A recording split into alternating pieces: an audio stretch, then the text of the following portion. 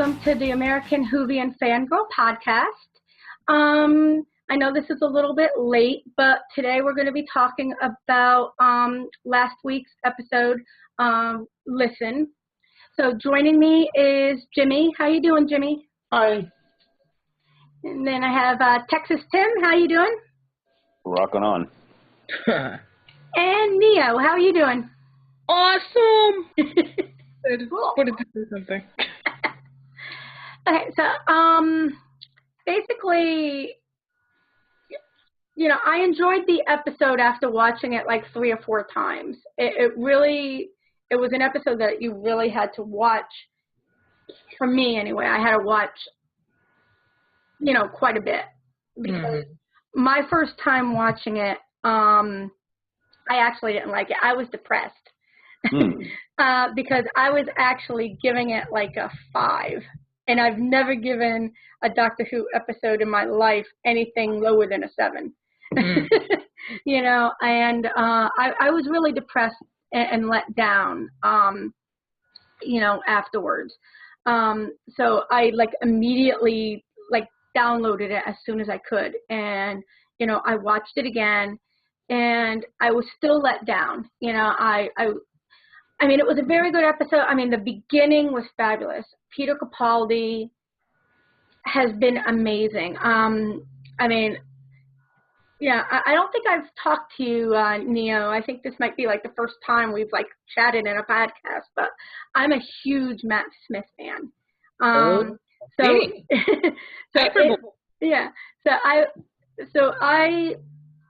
You know, I was looking forward to Peter Capaldi, but I knew I was going to miss Matt. And from that very first episode, what was it, Deep Breath, his portrayal of the Doctor and his acting makes it easier for you, at least for me, to move on from Matt Smith, because he's a completely different Doctor. He's nothing like Matt Smith's Doctor, nothing like David Tennant's Doctor, you know. And every week, you're just like saying, this guy is so awesome. But I was really upset with, you know, Listen, because I just felt let down. And then when I watched it, okay, the second time I'm not going to count because I actually fell asleep, even though I downloaded it. You know, it was like 2 o'clock. It was 2 o'clock in the morning. I'm like, I'll watch this episode again, you know, because I couldn't fall asleep. And then I put it on, and like 10 minutes later, I was asleep. You know, so I'm not counting that. But I ended up watching it like 3 other times throughout the week from last Saturday to now. So I've watched it a total of 4 times. And on the last time I watched it, I went from like a 5 to an 8. And the reason why I'm not giving it a perfect 10 is for a couple of reasons. The first reason that I wasn't crazy about is that scene when they were in the bedroom with little Danny Pink, and you know, that thing stood up in the bed, you know. I mean, that was an awesome scene. It was like really awesome, but all of a sudden it was like gone.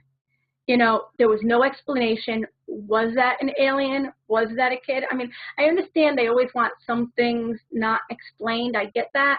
But It was kind of a letdown, because it's like, what was that? Was that the Doctor's imagination? I mean, you know, what was that all about? I mean, that was, I don't know, I was kind of let down with that whole monster under the bed thing. The second thing I didn't like is at the end.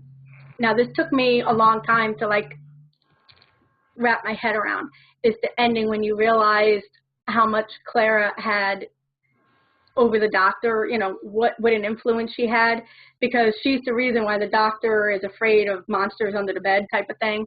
That pissed me off a little bit, because here again, Moffat is making a companion more important than the Doctor. Bingo. You know, and I did not like that. So that was the second reason. I just didn't like that whole, you know, why Clara? Why her? You know, all of a sudden she's like with the doctor as a little kid. First of all, what adult is going to grab a little kid's feet anyway? Why? That just like ticked me off. And then the last thing that I don't understand is she gave the doctor that little Dan the Soldier Man figurine, the little, like plastic soldier. So knowing that the doctor is 2,000 years old, that means she gave Dan the Soldier Man to the doctor 2,000 years in the past. So Yep. how did Danny Pink get it? And that really bothers me. Okay. So those three things is why I brought it down to an 8. Peter Capaldi was awesome in it. The actor who plays Danny Pink and how he played like a older version of him, like his great grandson or something. He was awesome. As an actor, there was a lot of cool scenes in it, but those three, things that I just said, brought it down, and that's why it's not a perfect episode for me. So, So Nia, what do you think? What did you think about the episode? Well, after I watched it again, I didn't like Danny Pink per se. Like when Clara and Danny were at the was it that restaurant or something? Oh, okay. I don't know why, but I know he's going through that war issue and everything like that, but I don't like him. I just don't. But I did like him when he played Future Self. He was okay that way. I was like, Future Self's okay. Present Danny Pink, I can't stand you. I know they're going to get together and have a mess, but whatever. As for Capaldi, God, he was so amazing. Every time I see him, I see John Pertwee. So, because he got the big nose and the bushy eyebrows. But he was amazing, and he got really dark, and I liked it. When he first came on the screen during the 50th anniversary, and he did that, I was like, dude, I like that. But I didn't like how it kept hopping pretty fast, like it was going by a little too fast. I didn't like that. Was getting to be annoying to me. The parts that slowed down were pretty good, like when the doctor wanted to see what was out there and everything. So I think I'm going to give it like a 7.5. The other one I have that's number 1 right now is Robots of Sherwood because it's awesome. Yeah.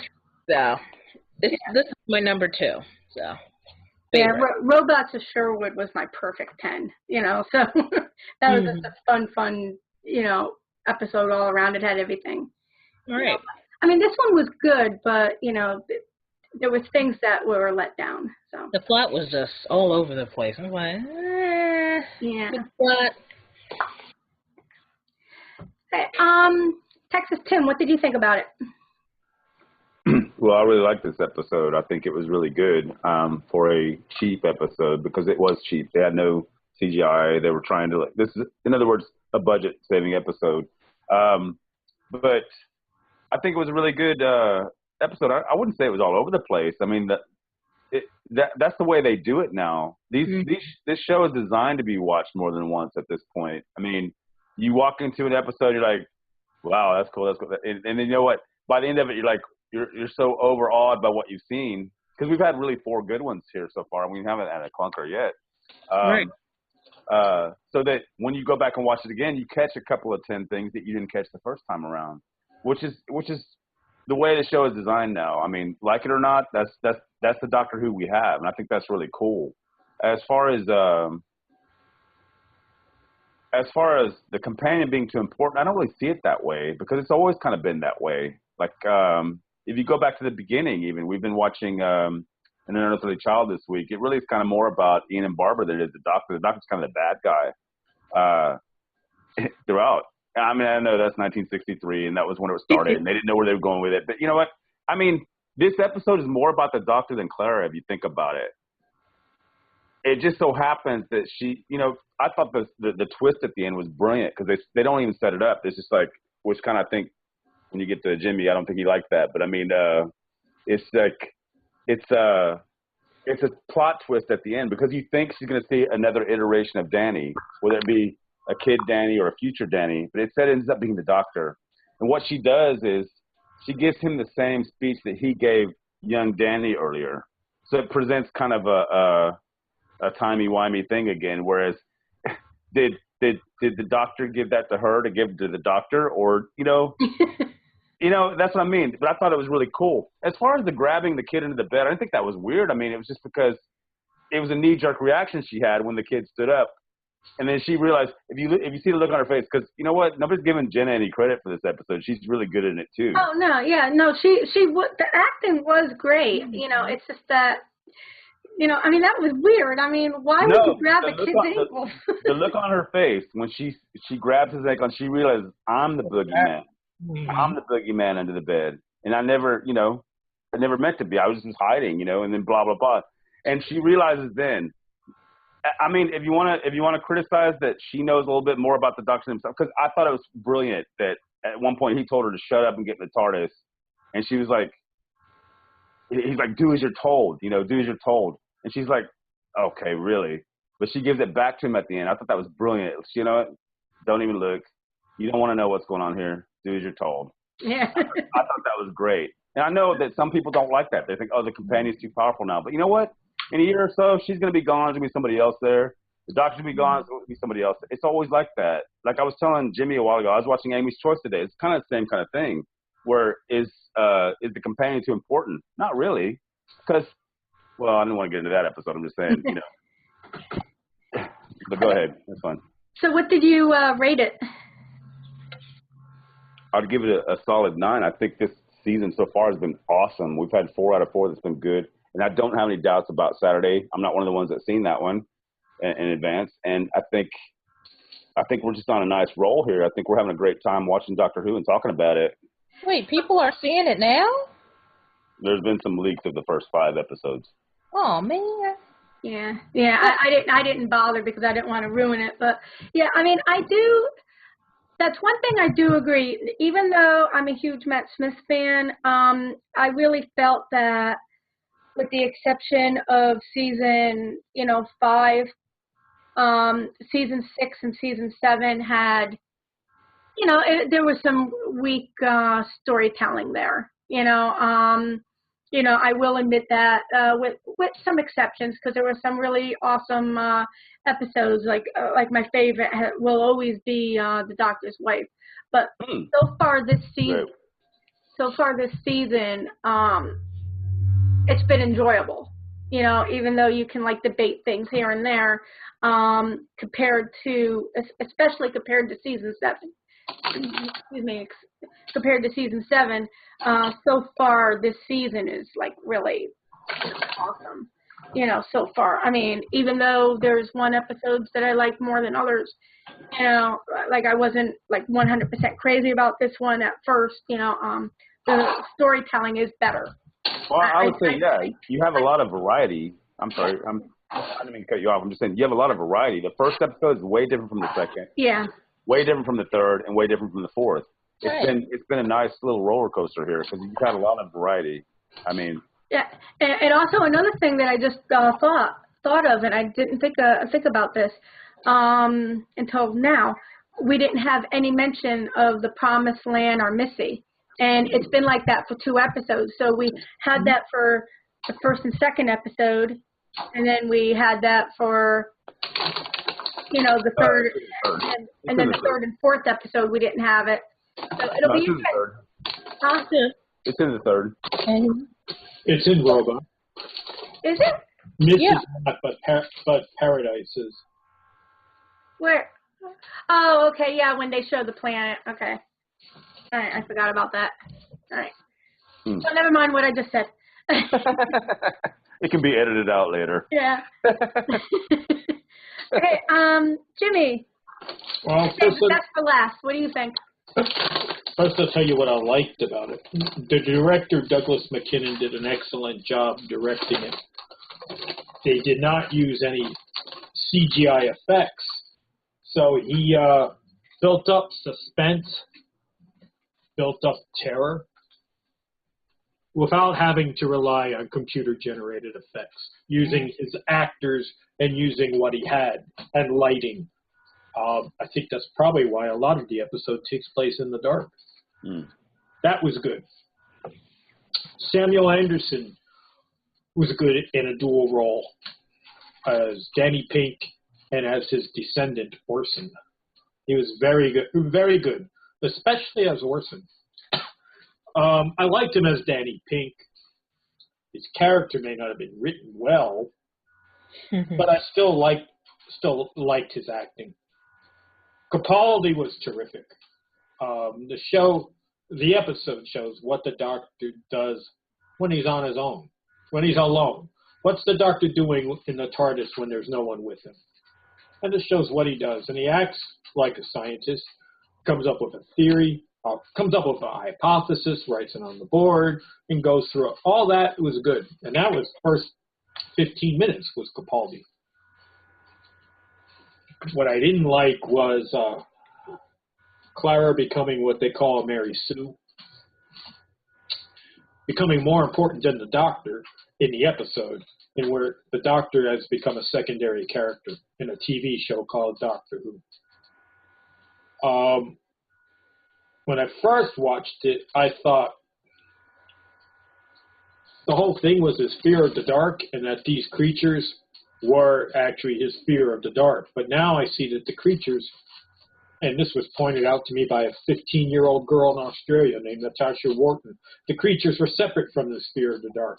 He was trying to solve what this is, and at the same time didn't realize he was also working on his fear of the dark. But overall, I was disappointed with the episode. You just hate Clara, really, is what it is. No, in season 8, Clara is much better. I like her. On every review since last year, you don't like her. No, I liked her. Last episode, Robots. I liked her in Robots, and you didn't think she was taking over the plot when they took her out of the dungeon instead of them? No, that was funny that. The guard was there to figure out who the leader was, and he thought it was Clara. And what's a Mary Sue, for those that don't understand? Mary Sue is, and they said River had become a Mary Sue too. A second character who becomes the main character, and everything revolves around that character. This episode, Clara caused the problems, Clara solved the problem, and Clara is the one responsible for the Doctor. She didn't solve anything, though. She didn't solve anything. You might be right that she caused the problem because he asked her to put her hands into the thingy, and then she got distracted. In other words, they were supposed to go visit baby Clara or young Clara, and they ended up visiting Danny because he was calling her on the phone. So, I mean, the Doctor knew what he was risking there. Maybe. And I think what's happening with Clara, and basically this has been the whole thing with Stephen Moffat, is it's always like it is about Doctor Who, but it's always like the companion, like they did this with Amy, where, Amy became like so paramount in the show, and then they kind of did it with Rose, but not to the extent that Stephen Moffat did it, with Amy. And then right after Amy, they have, the Impossible Girl. I mean, everything is so about the companion and less about, I would rather, I like the old style Doctor Who, even though the companions were important. You always knew that they were kind of along for the ride. If it wasn't Clara, the Doctor would never have got that TARDIS. The Doctor was going for a different TARDIS. But Clara made sure the Doctor got that TARDIS. Yeah, and, that was just a fun point. And Clara is responsible now for him being afraid of the dark. And Clara is See, I would argue with you as a fan of the old series as well. Sometimes the companion does overshadow the Doctor. Like I brought up yesterday, if you go back and look at Sylvester McCoy's run, he's always in the background just doing this. I'm manipulating. I'm making Ace is always in the forefront. She's the one that's blowing things up and beating Daleks up with a baseball bat. But it's always been. He was in control the whole time. No, but my point is, Clara's not in control of the Doctor at all. She just happens to be there at some moments in his past. But I mean, the same thing with Amy Pond. I mean, you know what? It may come off that way, but at the end of the day, he's always in charge. If you watch, like I said, Amy's Choice today, it never was about Amy's choice. It was the Doctor's choice at the end. And my point is that the show has a history about being about the Doctor and his companions, and that's what they do. So sometimes the focus is on the companion. Sometimes it's the Doctor manipulating the companion. But I don't get why everybody's so upset these days with the way it is, because it's always at the end of the day, like you said, it's called Doctor Who. It's not about the companion. I just think I would like to see more of the Doctor in the forefront and less of the companion. I would actually like it if they had like an episode where there was no companion and it was just a Doctor. Yeah. Tom Baker had a couple episodes like that. Just one, The Deadly Assassin. Yeah. To date, that's the only one where he doesn't, unless you count the temporary companions for specials and stuff like David Tennant had. Yeah. But even then, those are temps. So. I mean, if that would happen with Capaldi's, if he had nobody in there, if Clara was with, like, say she went to the family or went on holiday, and he's by himself, I think he would start to go a little. I think he would start to get a little bit too dark. That's why she asked him, how long you been traveling alone? Because she kind of realized, like, where's this coming from?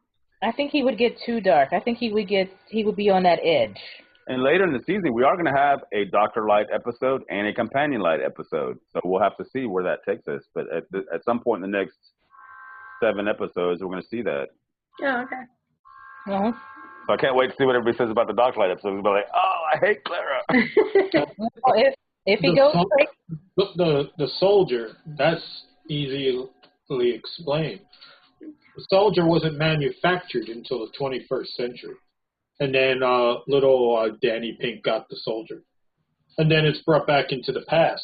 But it's not manufactured until the 21st century. So that's where Danny gets it.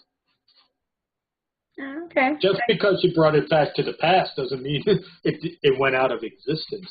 Or, yeah, but it's like, I don't know. That just like pissed me off. It's like, why are you giving him the little soldier? You know?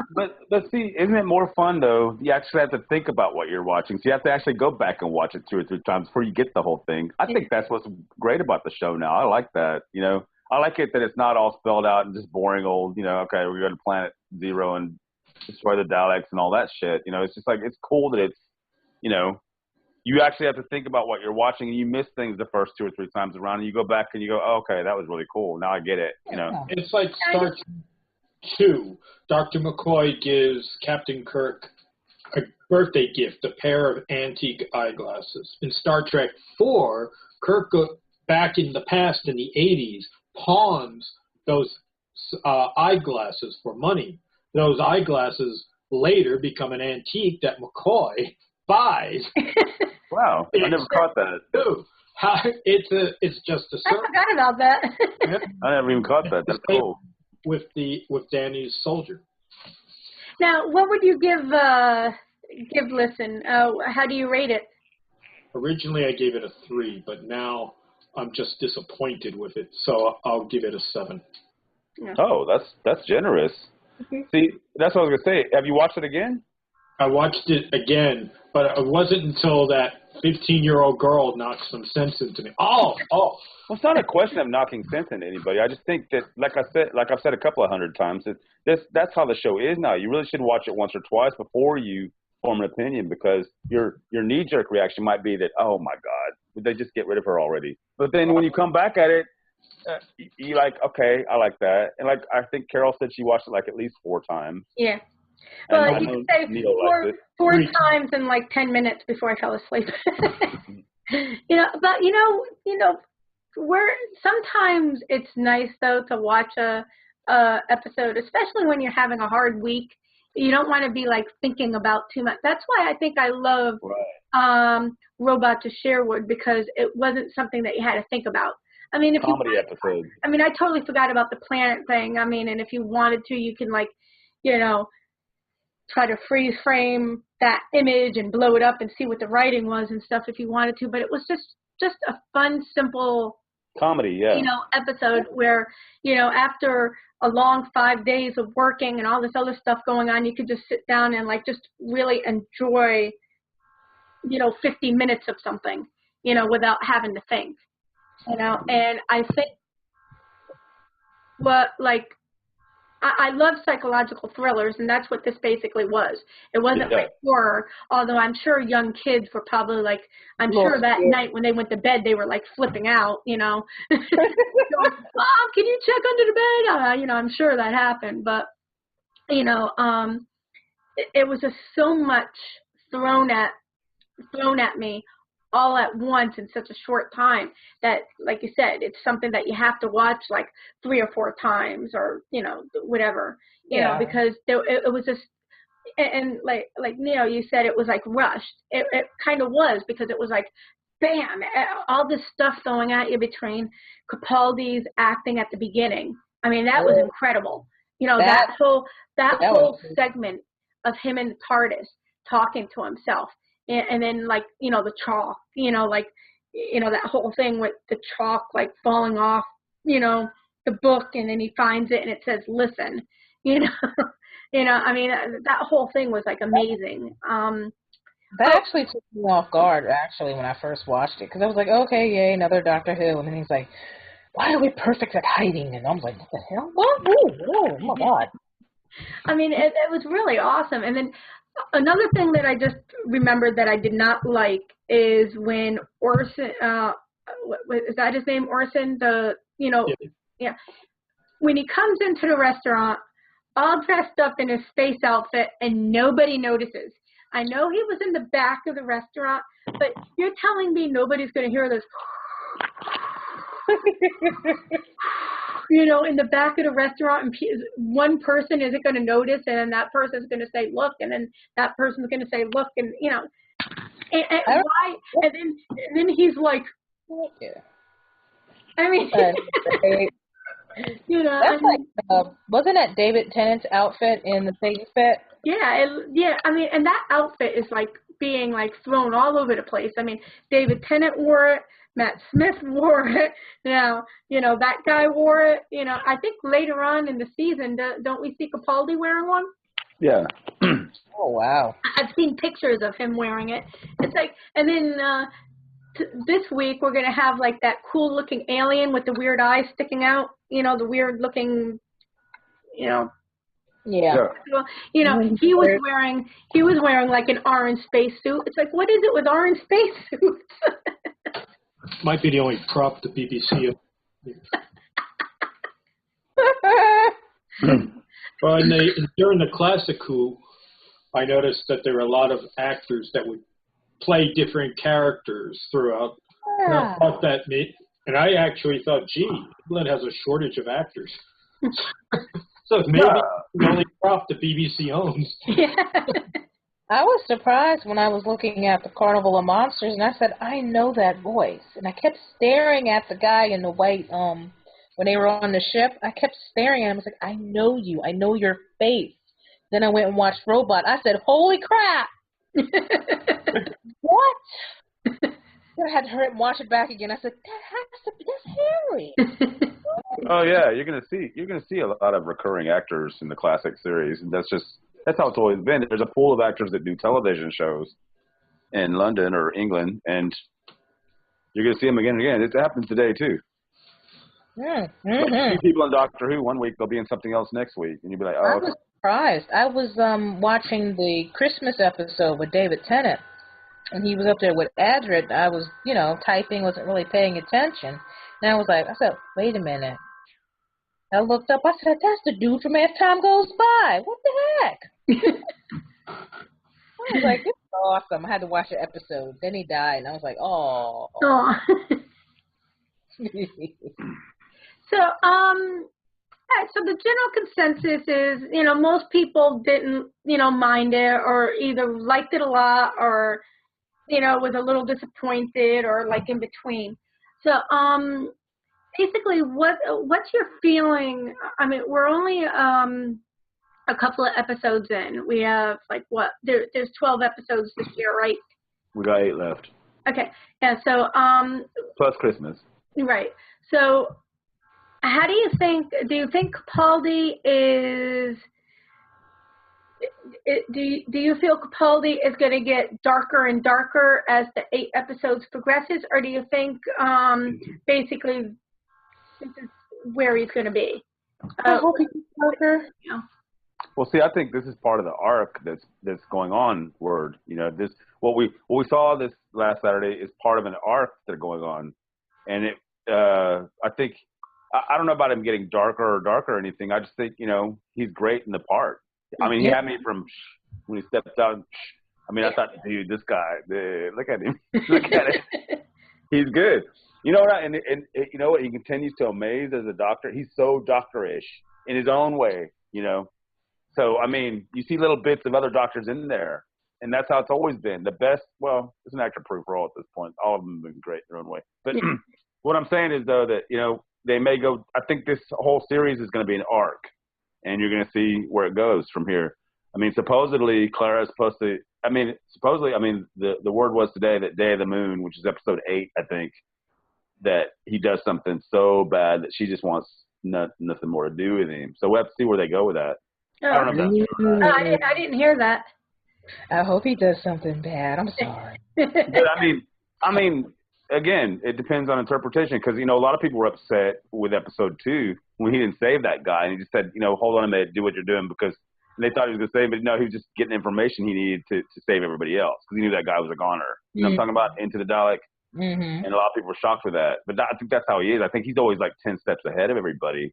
So he's like, I got to do what I got to do to save everybody, not just one person. Because everybody was like, oh, he thought you were going to save him. But, he didn't. So. That's happened in Classic Who as well. As well, yeah. Yeah.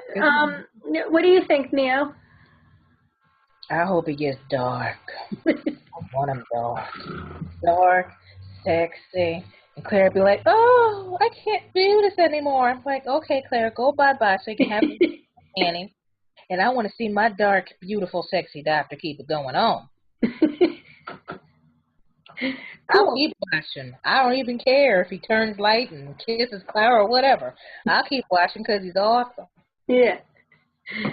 And Jimmy, what do you think? Capaldi's terrific as the doctor, whether he becomes darker or not. I'm just going to keep watching just for his performance as the doctor. It's called Doctor Who, and I tune in for the doctor. And he's been terrific since the moment as Neil said, since the 50th, when all you saw were his eyes. Acting just his eyes and nothing else. Yeah. He was like, whoa. Yeah, I remember when I was in the movie theater, because I went to go see that in the movies, 3D. And, everybody knew what was coming because, we all watched it on Saturday. And then with me, it was in the movie theaters locally on Monday. And we went, and then everybody in the whole place exploded when you saw those, eyes. It was like, whoa, and, I'm not sure if he is going to get darker. I think he's always going to be basically what we see him, where he's going to be, his performance is awesome, where he has these amazing one-liners, where he's basically insulting people, and, he's just really brash and like right to the point. And like you said, he's always a couple of steps ahead of people. And that's basically what how the doctor should be.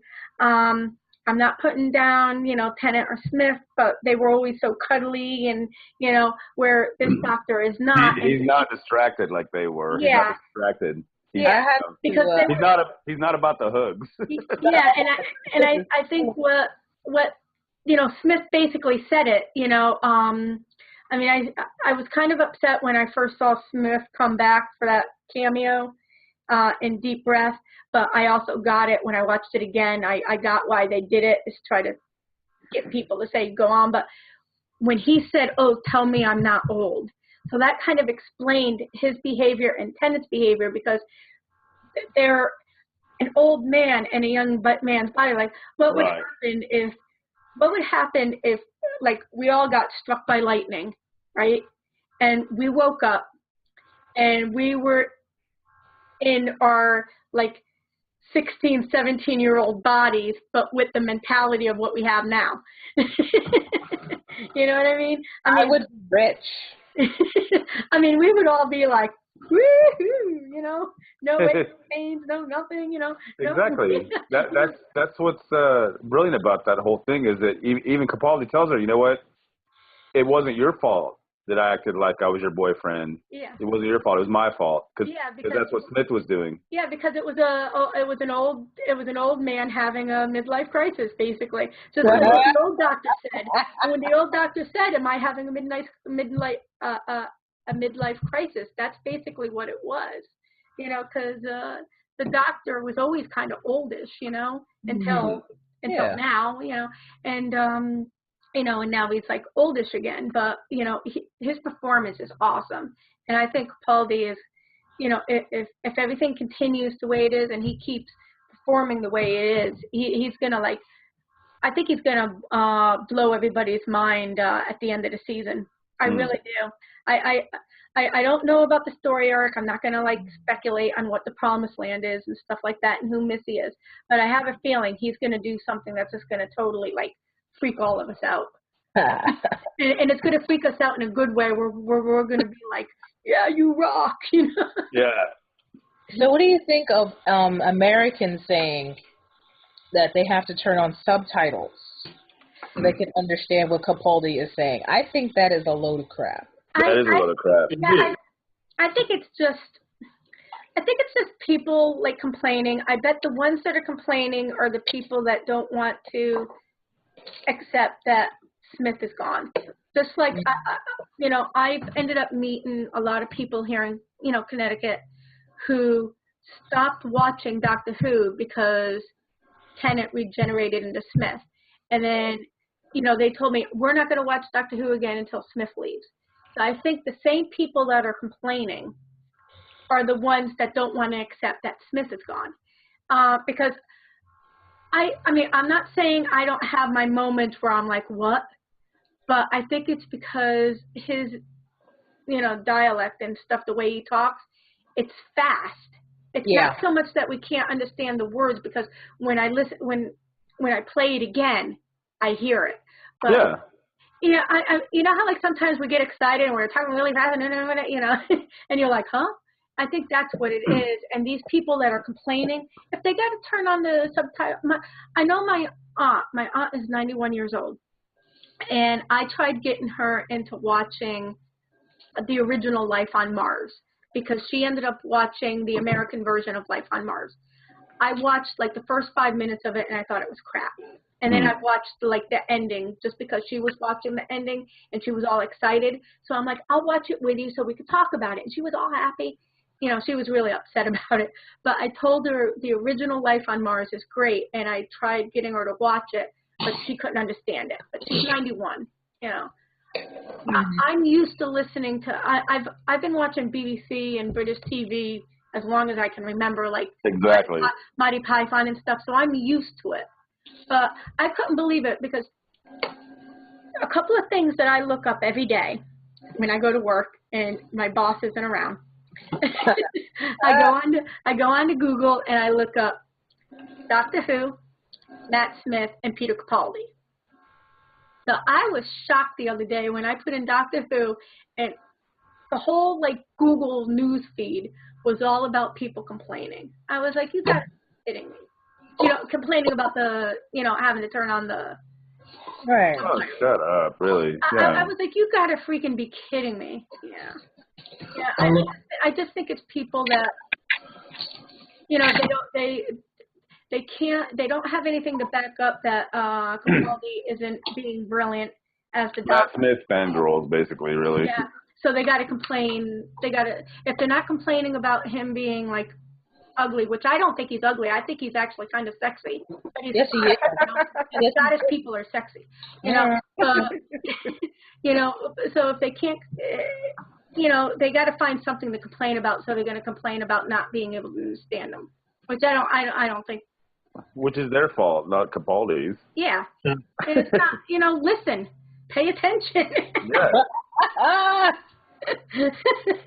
He sounds to me like Billy Connolly, the stand-up comic. Oh, Billy yeah.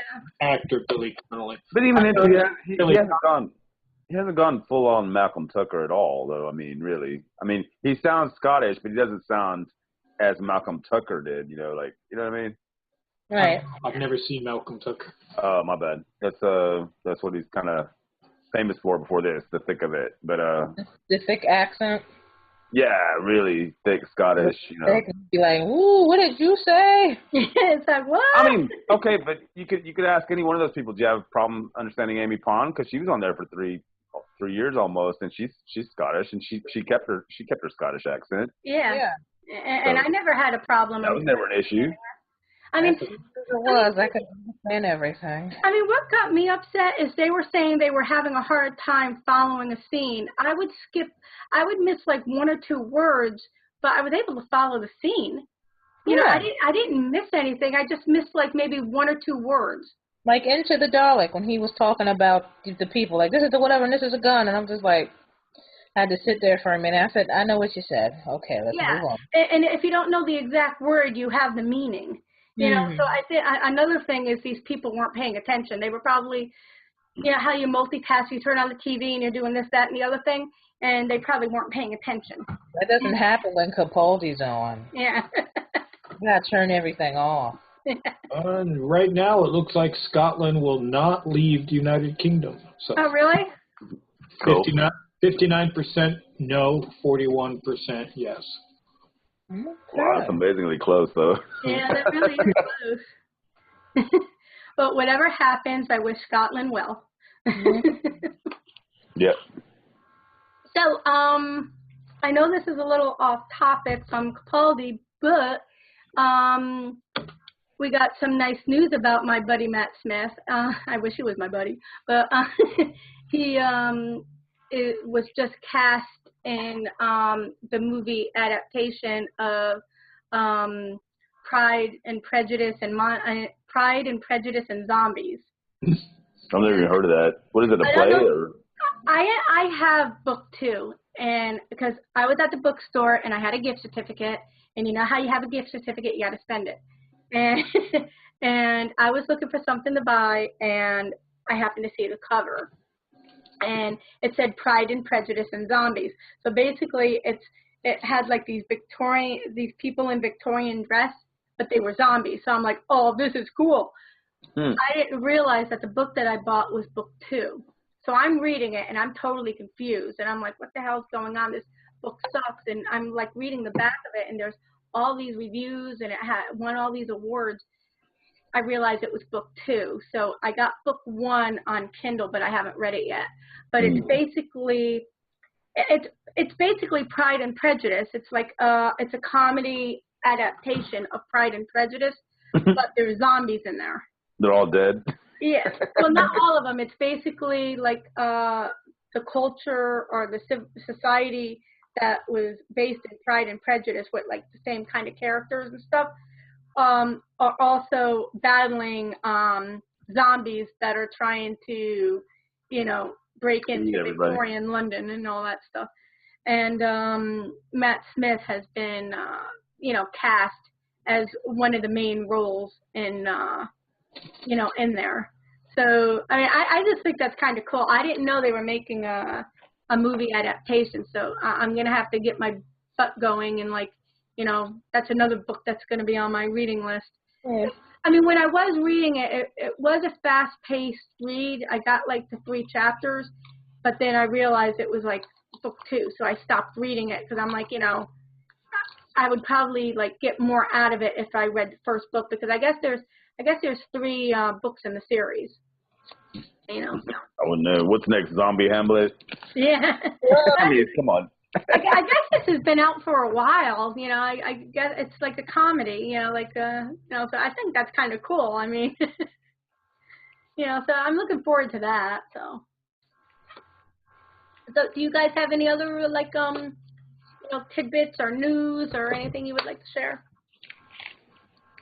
Deep Breath is now available on Blu-ray and DVD. Really? Yeah. I refuse to buy it. I'm waiting. Yeah, again, that's just I crass would wait for the commercialism. set. Yeah. Why would you want to buy a lone episode? Oh, yeah.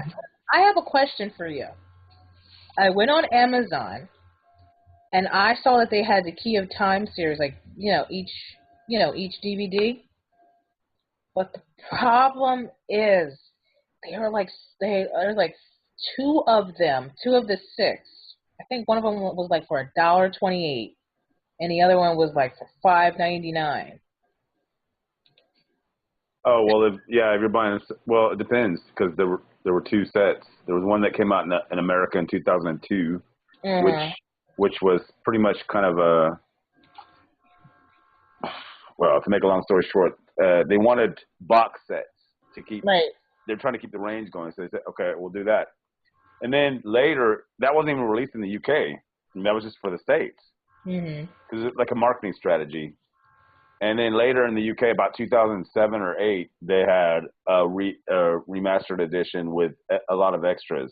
But that all comes in one slim box. I mean, whereas the other set was 6. Really thick. I might get this one. Okay. I was thinking about it because I saw them separate, but then I said, well, I'll just get the thick one because the other one looked too thin. Well, the thin one's the best way to go if you want to get all the extras. But, I mean, it's up to you. No, I want them all to be in their own little thing. If not, I'll buy them separately.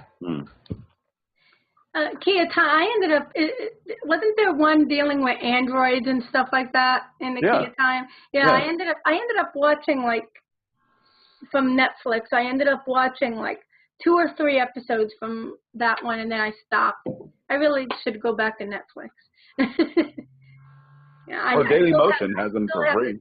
I still have this DVD that I never even watched that I've had for a year. I really should give it back to them. Maybe knocking on your door any minute. Well, no, because I do the thing where, you can have a DVD as long as you want. And, I pay for it every month. It's like $16. Oh, man. Yeah. You can buy that for like 8 years and be like, I'm going to give it back now. Okay, so anything else anybody want to, add?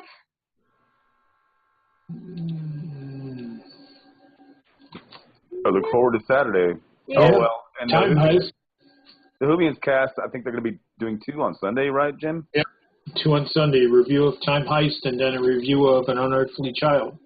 I'm going to be watching that right now. I'm watching it. What one is first? Time Heist will be first. Really? What time? Yeah. Noon.